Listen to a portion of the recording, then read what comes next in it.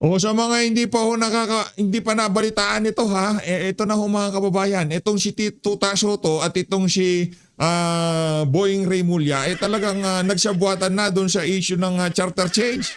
Anak ng Veteran Garapata talaga hong inuurur ho nila sa bayan ng Pilipino dito sa mga usapin na to. Di ba? Dahil hindi nila nahihirapan silang balyahin itong si VP Sara na hindi makatakbo sa 2028 at talagang ang sigurado ay mananalo ho talaga itong si VP Sara, idadaan ho talaga sa puwersa. Anong gagawin natin? Magcha-charter change tayo? Anong ipaprioritize natin? Extend natin yung termino ni Marcos Jr. habang magta-transition tayo? Huwag niyong lokohin ng sambayan ng Pilipino. Kung ako doktor nitong mama na to, magre-resign ako. Iiwan ko yan. Sinabi ng magpahinga, naglalabas-labas pa rin siya. Nagparamdam na naman ho sa mundo ng social media ang ating bangag na presidente. Ano ba naman ang hindi mo maintindihan sa mga salitang magpahinga ka muna? Di ba? Pagka nabenat ka pa niyan, mga doktor mo pang may kasalanan dahil sa sobrang pagiging bangag mo. Di ba? Ganyan ho yung mama na yan. Sa issue ng mga maanumalyang flood control, siya pumirma ng budget.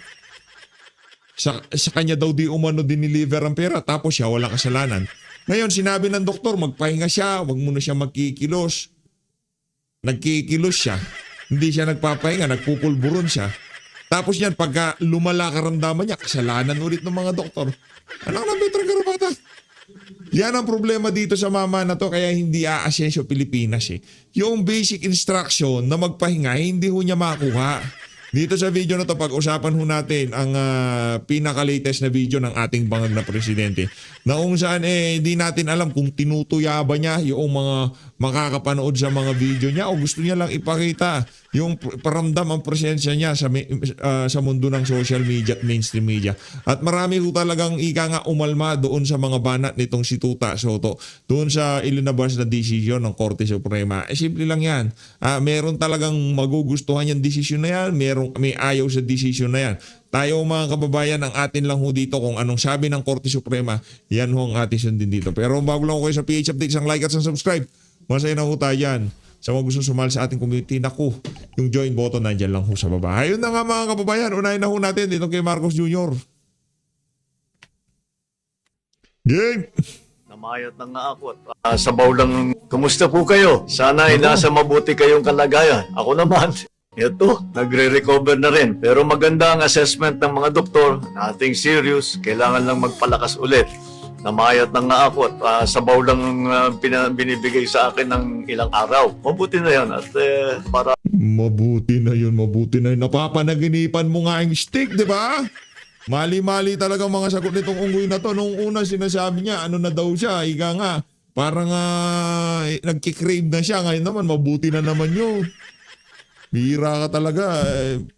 Kundi na lang alam ng sambayan ng Pilipino, kaya ka ika nga ayaw mong ma-hospital o manatili sa hospital, iniisip mo yung pagpupulburon mo. Langya kang bangag ka. Akong nagdieta.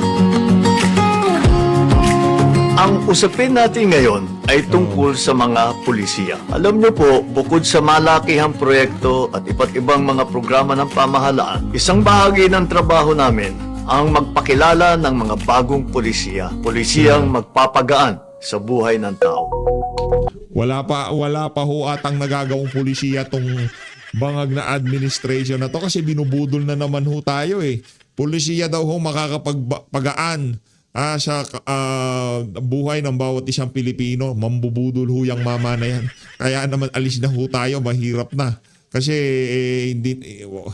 ika nga baka nagdideliryo lang ho yung mama na yan. Dito na lang ho tayo kay Attorney Rowena Guanzon. Mahirap na. Baka hindi niya naman ho naiintindihan yung mga sinasabi niya kasi sinabi ng doktor magpahinga siya.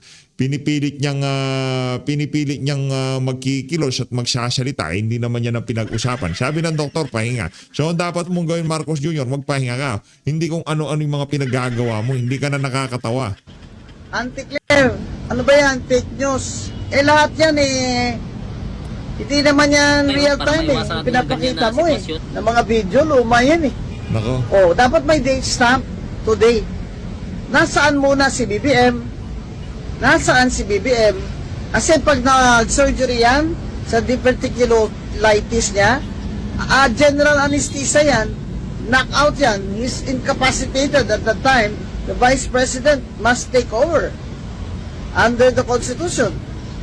Nasaan si BBM? Auntie Claire, ipakita mo sa amin na buhay, real time, gising, hindi bangag.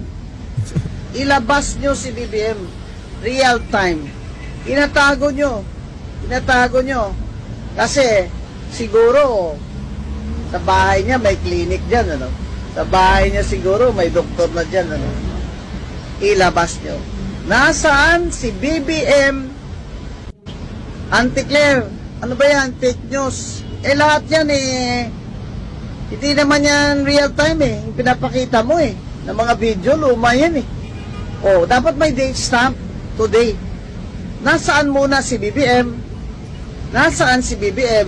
Kasi pag Maliwanag Auntie Claire, ano nyo kasi ilabas yun ang katotohanan kung nasaan na nga ba itong si BBM.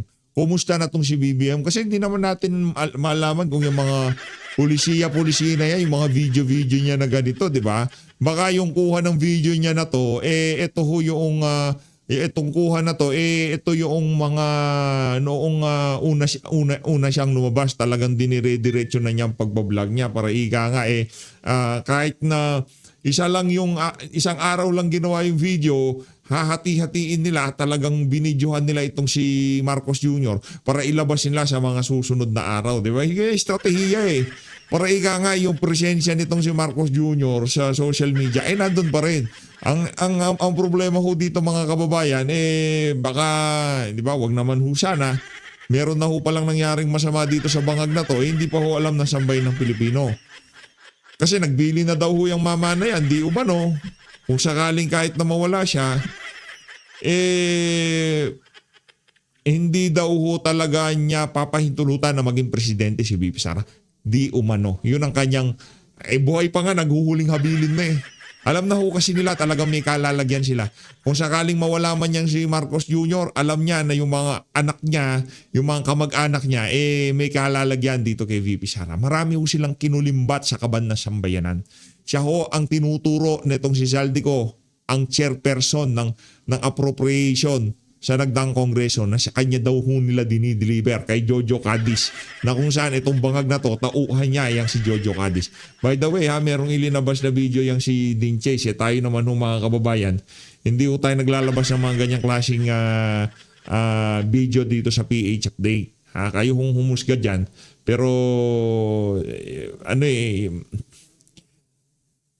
iba ho kasi yung texture tingnan natin na maayos. Pag-aralan ho natin, pero hindi tayo basta-basta madadala ng mga ganyang klaseng video. Mahirap na. Delikado ho yung mga ganyang video. Mahirap na. Punta na ho tayo dito kay Attorney James Reserva. Attorney James Reserva. Game. He is not the proper party to say it. First, he is not a law student. Second, he is not a law professor. Yung sad feeling kasi, personal yan.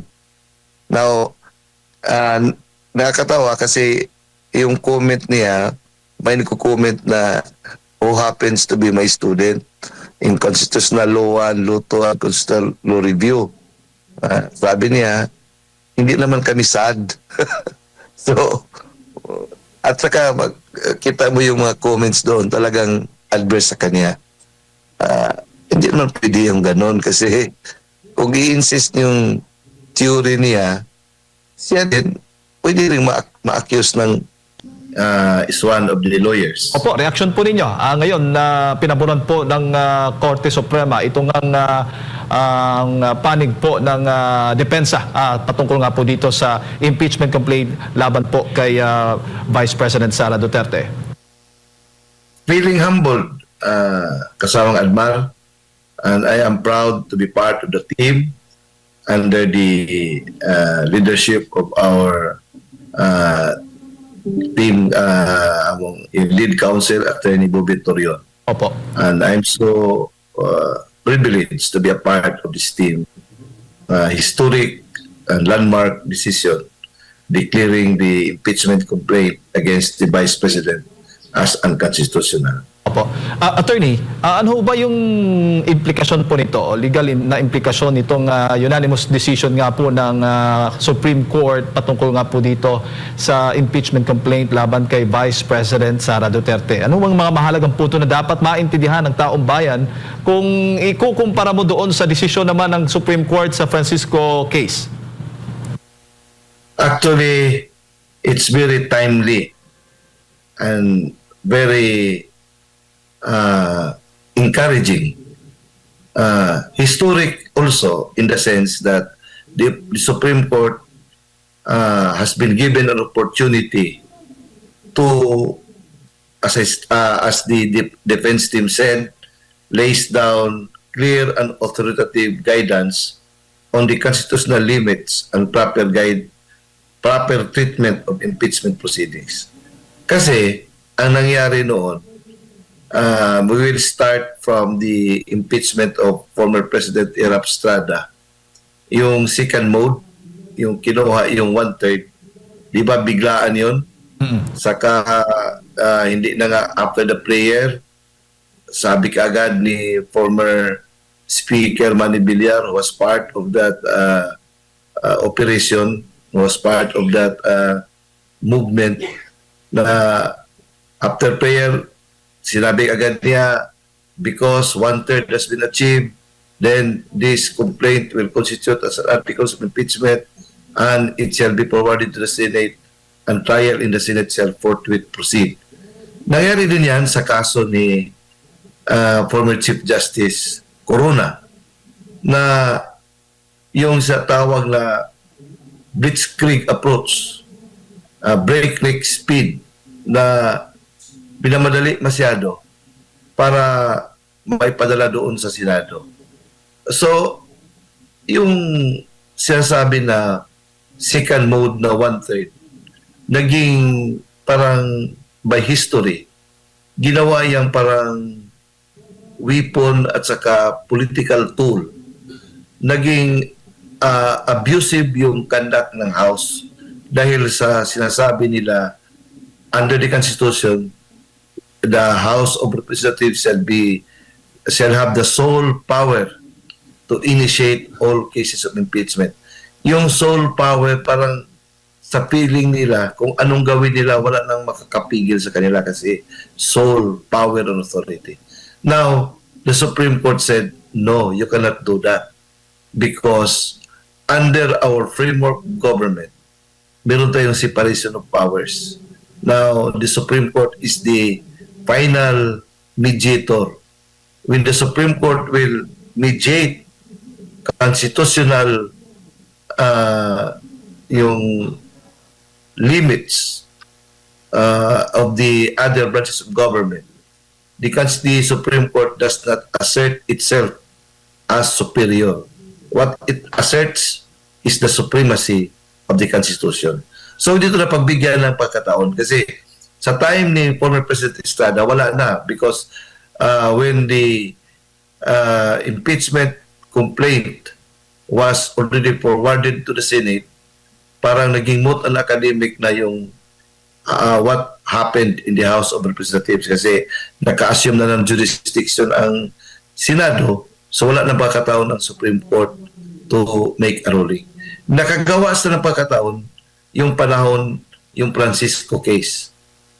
Sa Francisco case, na pagbigyan ng pagkataon ang Supreme Court to define what constitutes initiation of an impeachment complaint. So, yung Francisco reiterated in the case of Duterte versus House of Representatives, it still remains a doctrine na the initiation is the result of the filing and the referral in the Committee of Justice.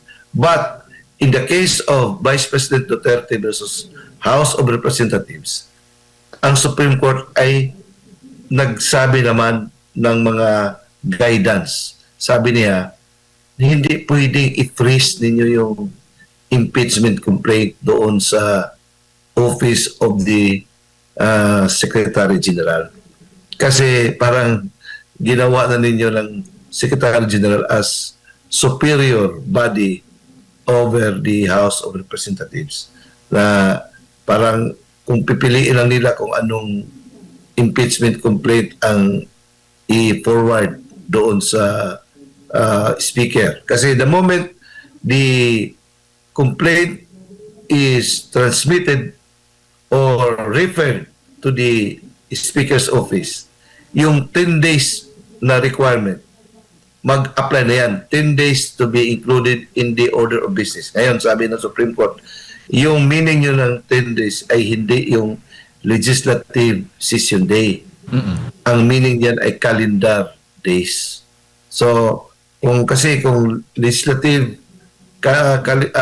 session days ang ginagamit, parang yun ang justification nila na yung 10 days ay na-comply pa rin when the fourth impeachment complaint was filed on February 5. So, sabi ng Supreme Court, hindi yan. Ang pag-count ng 10 session days ay hindi yung 10 legislative session days, or sabi ng Supreme Court ay calendar days. So, maraming mga guidance ang pinoformulate ang Supreme Court. At saka, kahit na kung second mode ang gagamitin, yung 1/3, sabi ng Supreme Court, hindi pa rin, it's not enough na the moment 1/3 is achieved, automatic, it will become an article of impeachment, then automatically forwarded to the Senate. Sabi ng Supreme Court, kailangan mayroon pa plenary session to ensure that the endorsement of the members of the House who appeared to have endorsed it are really verified. Yung verification, importante yun. Na ang nangyari kasi, madaming mga open in an open admission na hindi nila binasa, pumirma lang sila. O sa mga hindi pa nabalitaan ito ha, ito na ho mga kababayan, itong si Tuta Soto at itong si Boying Remulla, talagang nagsabuatan na doon sa issue ng charter change. Anak ng Veteran Garapata, talaga hong inuurol ho nila sa bayan ng Pilipino dito sa mga usapin na to. Diba? Dahil hindi nila nahihirapan silang balyahin nitong si VP Sara na hindi makatakbo sa 2028 at talagang ang sigurado ay mananalo ho talaga itong si VP Sara, dadaan ho talaga sa puwersa. Anong gagawin natin? Magcha-charter change tayo? Anong ipaprioritize natin? Extend natin yung termino ni Marcos Jr. habang magta-transition tayo? Huwag niyong lokohin ng sambay ng Pilipino. Charter change tayo? Patapos ng administrasyon ito si Bangag? Next administration, panahon ni VP Sara, diyan nyo ilabas yung mga punto de vista nyo diyan sa buwisit na tiyatsa na yan. Hindi dahil sa impeachment ni VP Sara, ha? Huwag nyong gawing issue yan. Magcha-charter change tayo dahil dyan sa impeachment na yan.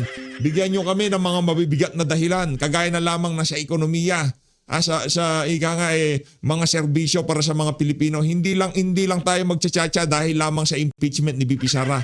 Mga walang ya kayo, kakapal na mukha nyo. Dahil yan ang parang guidance at decision ng leadership.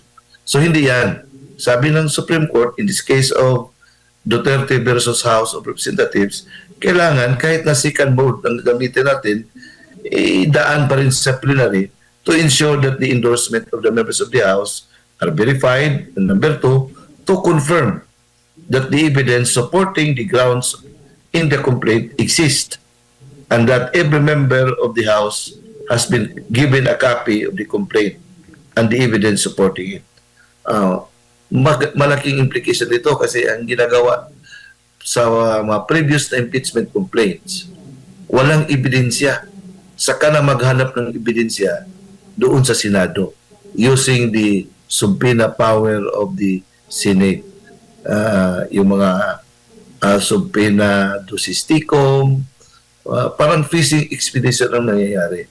So, wala na. Kasi pag the moment mag-issue ng subpoena ang Senado, kahit na yung mga evidence na parang protected sana ng Bill of Rights natin, ay persado nang makuha dahil takutin naman nila yung mga tao na involved or institution na involved of contempt. So diyan na naging abusive at arbitrary ang proseso. Ngayon, the Supreme Court is trying to make a ruling, to make a guidance na ito dapat ang proper treatment of impeachment proceedings. So maganda ito. Opo. So malinaw po yun, attorney. At saka yung due process. Yes, yes. Yung due process, ang importante. Opo, kaya nga because of this decision of the Supreme Court ay magkakaroon po ng mga pagbabago sa rules ng House pagdating po dito sa impeachment process. Tulad ng sinasabi po ninyo, para gawin lang natin simple at i-correct po ninyo, attorney, mula sa impeachment complaint, ihahain sa Secretary General, then Secretary General i-refer sa House Speaker within 10 calendar days, hindi session days, calendar days, ay di-decision ng Speaker at i-refer doon sa Committee on Justice, and then within 60 days, kung hindi ako nagkakamali, ay maghihiring ang Committee on Justice, doon na yung mga witnesses, No. evidences? Okay. After the impeachment complaint is filed with the Office of the Secretary General, kasi under the Constitution, walang mention about Secretary General. Yung Secretary General ay na-include yan sa rules ng House. So, the Constitution mentions only of filing in the House of Representatives. So, they make it simple by making a rule that the impeachment complaint shall first be filed with the Office of the Secretary General. Now, upon receipt, the Secretary General shall immediately refer it to the Speaker's office, and the Speaker must, within 10 session days, include it in the order of business. After it is included in the order of business, within 3 session days, it shall be referred to the Committee on Justice. Now, that constitutes already initiation of an impeachment complaint under the first mode. Now, the second mode is actually when the impeachment complaint is endorsed by at least 1/3 of all the members of the House. The Constitution is very silent as to simple. The Constitution simply states that when the impeachment complaint is filed by at least 1/3 of all the members of the House, that complaint shall become the articles of impeachment, and trial in the Senate shall forthwith proceed. Itong porosyon na ito ay binigyan ng interpretation ng Supreme Court na yung literal nila na interpretation before, basta makuha ang 1/3, automatic na as to how this 1/3 was achieved, wala kayong pakialam. Kasi it is within our sole power to initiate all impeachment proceedings. This time, the Supreme Court said, no, you cannot do that. You have to first do it, submit it in the plenary, and ensure that the endorsement of the members who appear in the complaint are really verified by each and one of them, and to confirm that the evidence supporting the grounds in the complaint exist. So, meron pang parang proseso na hindi automatic na kaagad-agad i-transmit kaagad sa Senate for trial. So, meron pa parang session o parang proceeding doon sa House. Under this ruling, yan ang dapat gawin nila. So I don't know how they have to abide by it, because that is what the Supreme Court said. Opo. So ang particular na yung sa proceeding para magsimula ay yung Committee on Justice ba o the plenary mismo, attorney? Yung Committee on Justice, mag-apply yan under the first mode. Ayun. Yung first mode, hindi nagsabi na 1/3. So, kahit isa, dalawa lang ang nag-file ng impeachment complaint,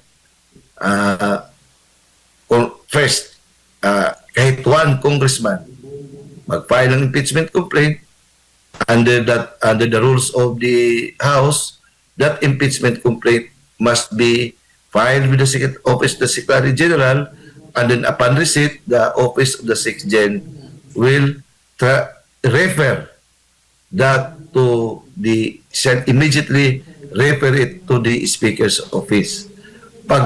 Upon referral of the Speaker's Office, wala na silang magawa kasi under the Constitution, within 10 session days, the Office of the Speaker shall transmit it to shall include it in the order of business. Then, after including the order of business, they can't stop it anymore. Within 3 session days, shall be referred to the committee. Ang nangyari kasi sa impeachment noon, kaya nga parang pina-freeze nila doon sa Office of the SecGen, yung first 3 impeachment complaints. Kasi didn't like the idea that it will be done under the first mode. Kasi sa first mode kasi, meron pang parang proceedings doon sa Committee on Justice. And the Committee on Justice is given 60 session days. Nabad trip po sila doon sa doon sa proseso ng Committee on Justice. Kasi ang tagal ho ng hearing nila kung ano-anong kabalbalan at kasinungalingan ng ibinato nila kay BP Sara, hindi pa rin nila makakumbinsi ang sambayan ng Pilipino na talagang nagnakaw itong si VP. Kaya sabi siguro, yarin lamang nag-hearing na tayo dyan sa Justice Committee, naganap na tayo ng ebidensya para ma-impeach si VP Sara. Bakit pa natin yan idadaan dyan? Waste of time na lang. Ano na natin, ang tawag dito, irekta na natin sa yung second mode ang gamitin natin. Kuha tayong sapat na boto, impeach na natin si BP Sara. Yun nga yung isa nga din yun pala doon sa mga inargue ng mga gusto ma-impeach si BP Sara, 'di ba? Sinasabi nila, bakit hindi nila alam yung mga articles of impeachment? Kasama naman yun doon sa mga tinalakay diyan sa Justice Committee, 'di ba? Doon na isa yun sa mga dahilan kung bakit nagkabistuhan ho sila na talagang paglikom lamang ng ebidensya ang tanging pakay kung bakit nag-imbestiga yan si Joel Chua noong mga panahon na yun. Wag ko kayo magpabolo. Wag ko kayo magpabola. Ika nga dapat to matinik ho kayo ngayong mga panahon na to kasi pagka nagpabola ho kayo diyan sa mga politikong kagaya nitong si Tuta Soto, nitong si Boying Remulla, naku, yari na. Within which to deliberate and submit a report whether the impeachment complaint is sufficient in form and in substance. They cannot wait for that period. Maybe because they don't have the evidence, and the Vice President will be given a forum to para ipamuka sa kanila to show right in their own faces na yung mga sinasabi ninyo na mga confidential ay properly used and properly used. Ngayon nila ayaw nilang ganyan eh. Kaya nga ang ginawa nila freeze, kaya freeze nila. Hindi pinagalaw. The Supreme Court said, hindi pwede yan. Walang power ang Office of the SecGen to hold the impeachment complaint na parang on their own whims and caprices, saka lang nila i-forward doon sa Speaker's Office. Kasi they waited for the complaint that will be signed by at least 1/3 para hindi nadadaan sa Committee on Justice, doon na lang ipasa sa Senado. Kasi sa Senado wala na, parang pintakasi na doon. Yun ang gusto nila na objective. Ang problema lang, hindi tinanggap ng Senado under the leadership of Justice Escudero. So kaya nga, nagkakaroon ng window yung Supreme Court to make a study as to whether the process made by the House is in accordance with the Constitution. And it was found out that what they did was abusive and arbitrary. Po. Yun ang para nabigyan na pagkataon ng Supreme Court to say in their own faces, right in their own faces, what you did is abusive and arbitrary. Po. Correct naman. Attorney, bago ko lang ipasok kay Partner Admar, so generally nakikita po natin na yung desisyon po ng Supreme Court ay base po sa technical failure, no? Technicalities ng procedure po ng House of Representatives at hindi po doon sa merits po ng complaints o ng reklamo laban po kay Vice President Sara Duterte. Ang tanong ngayon, pwede po bang mag-refile ulit ng impeachment complaint at with using the same grounds po laban po sa Vice President Sara Duterte at kung hindi ako nagkakamali, yan po ba yung mangyayari on February 6?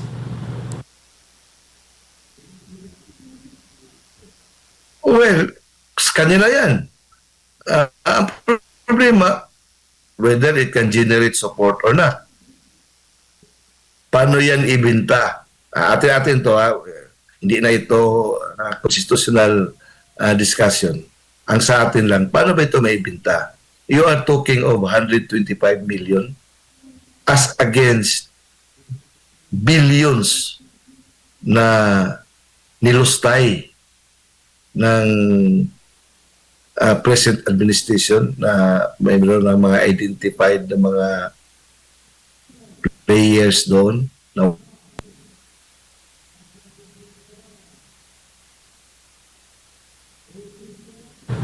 Yes po, Attorney. Nag-freeze tong si Atty. Attorney. kasi maliit ano. Opo. Ang point dito ay kung tama si Toby Tiangco, paano pa meron ba silang moral ascendance to pass judgment?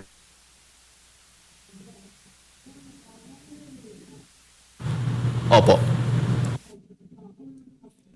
Pagka pinag-usapan niyang impeachment kay VP Sara dyan sa House of Representatives, anak ng tokwa, ano yun natin, babalikan na lang natin yung mga live nitong si Zaldico. Ganun lang gagawin natin dito sa PH Update. Pero para pag-usapan natin yung mga kabalbalan na, siguro sasagot tayo. Sasagutin natin yung mga punto de vista ng mga siraulong congressman. Pero para hintayin yung mga kaganapan, hindi na ho kasi ang pangit nga naman, nakunto di pa natin nare-resolve yung issue ng mga anomalyang flood control kung ano-ano namang kabalbalang ginagawa nitong mga congressman. Balikan lang po natin si Attorney James Reserva po at pinag-uusapan po natin pwede na po silang mag-file o pwede ba itong mag-file using the same grounds po considering na may desisyon na o itong Supreme Court kaugnay nga doon sa reklamo laban sa Vice President? I think technically they can do it kasi what has been resolved by the Supreme Court ay yung manner in which the fourth impeachment complaint was filed in the Senate. Pero meron pa rin question diyan kasi na-archive man yan. Anyway, that's another matter to be stressed out by the legal team kung baka pwede ma-question yan. But in any event, they have, because under the Constitution, yung 1-year bar, lagpas na. So they can file, maybe they can file it. If they will file it, I think that would be accepted by the House. Ang tanong lang ngayon, I have to follow Congressman Tiangco, Toby Tiangco's thinking. How can the House parang make a judgment, pass judgment on the morality of an impeachable official na sila mismo, members are suffering from serious question on credibility. Nako. Kasi yung malaking mga crimes ng about billions o trillions pa nga, nagsimula. Hanggat ko kasi hindi natuldukan yung issue ng mga anomalyang flood control na yan, ano ho yan kung mga bagungot yan na paulit-ulit ho nilang mapapanaginipan, hindi ho matatapos yan. Ako na nagsasabi dito sa mga congressman na to, kung gusto nyo matapos ang usapan, ikulong nyo si Martin Romualdez at si Zaldico, saka natin pag-usapan impeachment ni VP Sara. Ika nga talagang masigasig akong makikinig. Hihimay at talagang makikipaghuntahan dyan sa impeachment na yan. Kung sakaling nakakulong na si Saldico at itong si Marcos Jr. Si Marcos Jr., next administration natin pakulong yung magnanakaw na yan. Unahin na muna natin si Saldico at itong si Martin Romualdez. Pag nakapakulong na natin yung dalawa na yan, saka natin pag-usapan yung impeachment ni VP Sara. Kasi kung pag pinag-uusapan dito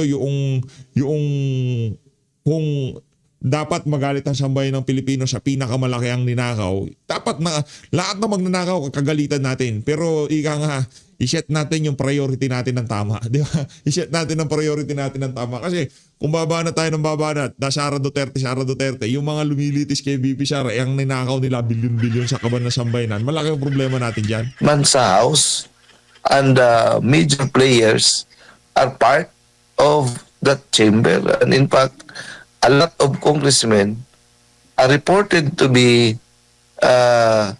beneficiaries of this questionable disbursement of funds, yung 2025 national budget na mayroong mga ghost projects, substandard projects, lahat na mga allegations of corruption involving members of Congress.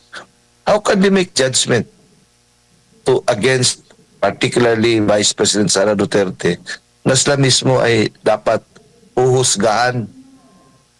The people are asking for justice regarding the wastage of people's money na House of Representatives is considered to be part of that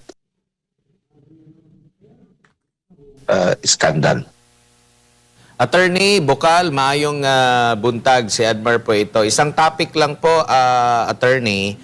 Meron pong komento ang kasalukuyang Senate President ngunit hindi abogado na si Senador Bastos din tong si Sir Admar kasalukuyang Senate President ngunit or Senate President Bastos. Vicente Tito Soto III. Basahin ko lang po yung kanyang impeachment kasi nabanggit po kayo rito, hindi direkta na pangalan nyo, pero sabi niya rito, "It is a sad day for constitutional law students and professors. The Constitution had just been amended unconstitutionally through Supreme Court overreach. It will take decades of retirements to correct this misinterpretation. When the law is clear, there is nothing to interpret. As any first-year law student knows, the decision is a akala mo naman naging law student clear siya. judicial legislation. Bravo talaga tong si The Tita, SC, as written in their decision, admitted of introducing a rule for Congress to follow in the conduct of impeachment, a clear encroachment on the power of the legislative branch as provided for by the Constitution. Impeachment is now an impossible dream." Ano po ang masasabi nyo rito? Kasi nabanggit kayo bilang abogado, bilang profesor, attorney.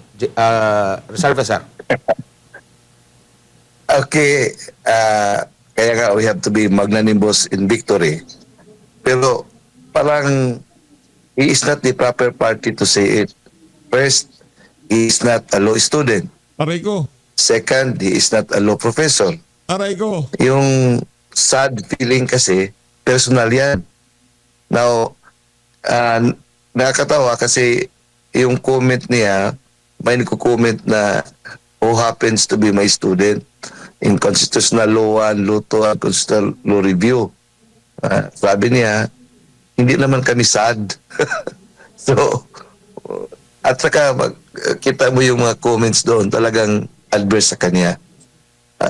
Hindi naman pwede yung ganon kasi kung i-insist yung theory niya, siya din pwede rin ma-accuse ng legislative overreach. Yung judicial overreach kasi, kuan yan subjective yan. Depende yan kung ayaw mo yung ginagawa ng Supreme Court, na ang Supreme Court ay final arbiter of all constitutional issues. Kasi pag wala tayong arbiter, kanya-kanya tayong interpretasyon, maging anarchy yung ating bansa. Kaya may stabilizer dito. Ito yung yan ang role ng Supreme Court.